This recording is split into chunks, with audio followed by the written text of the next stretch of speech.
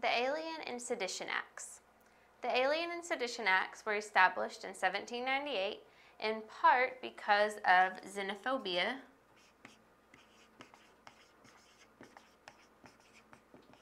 arising from conflict with the French. And xenophobia is a dislike or fear of others, of people from another country, of outsiders. So, because of conflict with the French around this time, there was a bigger sense of xenophobia among U.S. citizens. And during this time, the Alien and Sedition Acts were enacted. The Alien Act increased the number of years before one could obtain citizenship.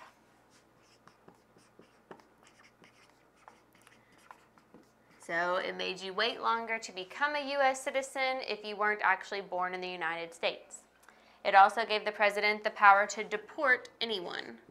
So if the president said a foreign person who was residing in the United States had to leave, he could send them back home at any time. And the Alien Act allowed the president to jail dangerous aliens during times of war. So it was, again, going to be up to the president or the government to decide who was dangerous. So during times of war or the quasi-war we had with France, where it was mainly just some naval skirmishes, if there were French people living in the United States, they could be deemed dangerous and jailed. They could have been deported, and anyone trying to gain U.S. citizenship now had to wait longer. So this all reflects that feeling of xenophobia that was in the United States at this time. The Sedition Act was also established, and this one made it a crime to libel or slander any United States officials or policies. And many people believed this policy was a violation of First Amendment rights.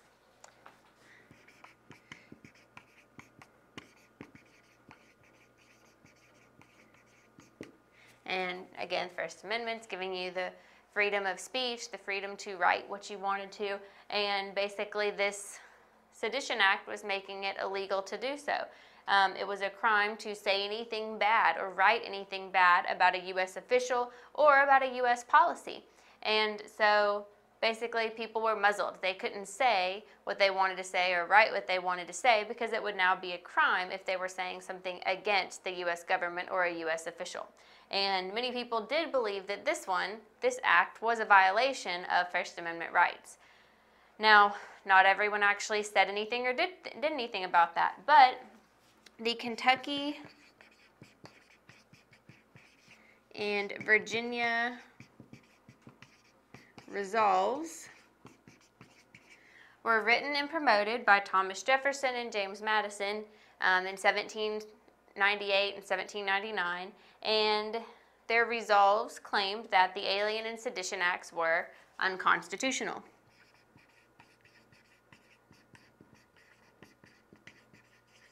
So many people believed that the Sedition Act at least did violate First Amendment rights, but most states, most people didn't actually say anything or do anything about it. However, Kentucky and Virginia came up with these resolves, and they claimed that the Alien and Sedition Acts were unconstitutional.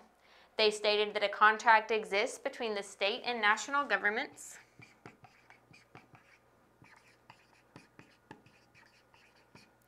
and that the national government had exceeded its authority and broken the contract. So there is a kind of contract between the state and national governments. Now, this isn't something written. This is something that's more implied. The national government is supposed to have final authority on everything except for things that aren't listed in the Constitution that the states get control over. But the national laws, what the central government comes up with as a whole for the United States is supposed to be what everyone does, and then individual states have some things that they can take care of on their own, that they can make their own decisions about. So in the Virginia and Kentucky resolves, they were stating that this contract not a physical written thing, but this understood contract between the state and national governments had been broken because the national government had exceeded its authority. This document advocated that states should have the power of nullification over national policies.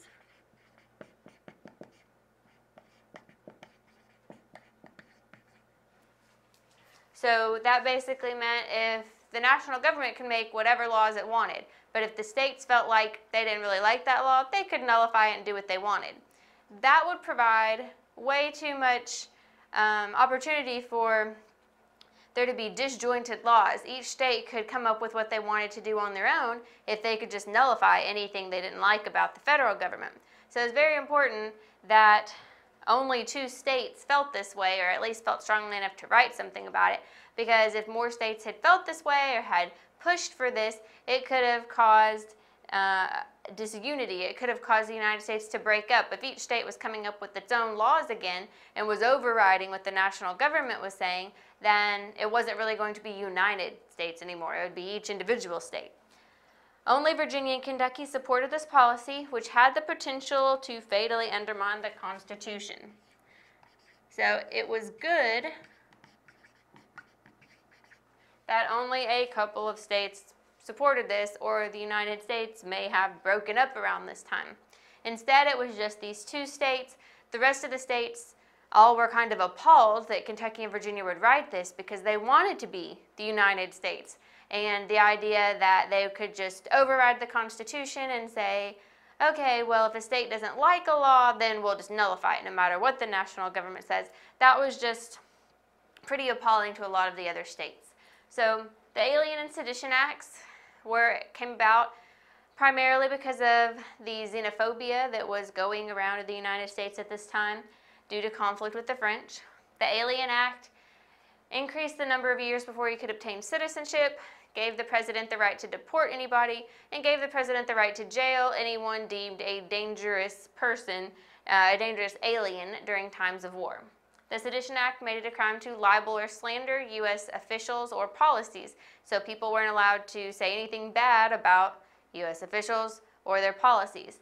Though many people believe this was a violation of First Amendment rights, only Kentucky and Virginia actually pushed for anything, actually wrote anything, and tried to get something to change. And in the Kentucky and Virginia resolves, they wrote that the Alien and Sedition Acts were unconstitutional because this implied contract exists between the state and national governments, and that the national government had overstepped its authority and this contract was therefore broken.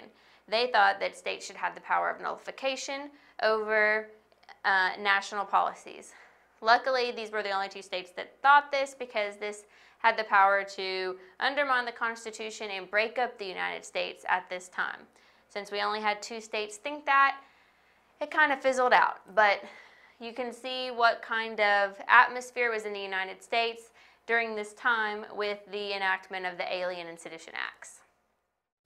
To find out more about how to ace your test and get more practice for your test, click the study guide. Learn why Mometrix is the best and smartest decision you could make for your test prep choice. We have done all the work cutting through the fluff to give you what you need to perform well on your exam. Click the study guide to get started now. And thank you for watching and learning with us.